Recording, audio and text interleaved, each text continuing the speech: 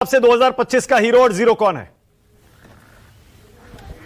देखिए 2025 ऊहापोह का पसोपेश का साल था। बहुत सी चीजें ऐसी हुई जो नहीं होनी चाहिए थी।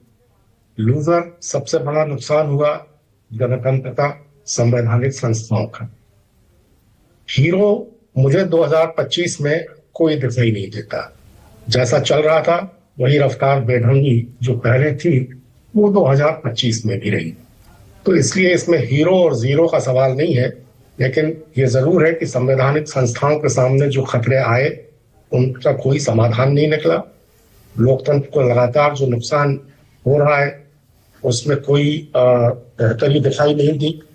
तो ये सब चीजें रही, इसीलिए मैंने कहा कि पसोपेश का और ऊहापोह का सवाल। पंकज जी, अगर कोई नेता आपको हीरो जीरो नहीं लगता, आप सुप्रीम कोर्ट को हीरो कह सकते हैं, क्योंकि सुप्रीम कोर्ट सारे मसले पहुंचे जिन पर भी विवाद हुए, और सुप्रीम कोर्ट ने बहुत सारे मुद्दों में सैनिटी लाने की कोशिश भी की है। आप मानते हैं ऐसा पंकज जी कि सुप्रीम कोर्ट चलिए रहा हीरो या जनता रही हीरो?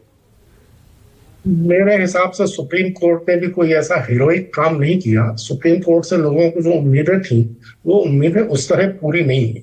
ठीक है कि कुछ फैसले ऐसे हुए जिनसे राहत महसूस की जा सकती है, जिनका श्रेय सुप्रीम कोर्ट को दिया जा सकता है कि उसने ठीक किया, लेकिन आमतौर पर न्यायपालिका से भारतवासियों को जिस तरह की उम्मीदें हैं उसमें 2025 में थोड़ी निराशा ही हाथ लगी। कोई बहुत ज्यादा वो उम्मीदें पूरी हो नहीं पाई।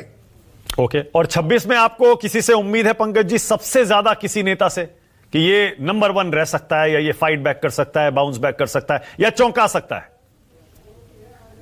मुझे 2026 में किसी नेता से कोई ज्यादा उम्मीद नहीं है, लेकिन मुझे देश की जनता से जरूर उम्मीद है कि 2026 में उसकी जागरूकता और उसकी क्रियाशीलता में कुछ न कुछ ऐसा बदलाव आएगा कि 2025 से बेहतर साबित हो। ठीक है। नेता जिस तरह के हैं, सारे राजनीतिक दल जिस तरह के हैं, वो जिस तरह से अपनी राजनीति कर रहे हैं वो सबके सामने है।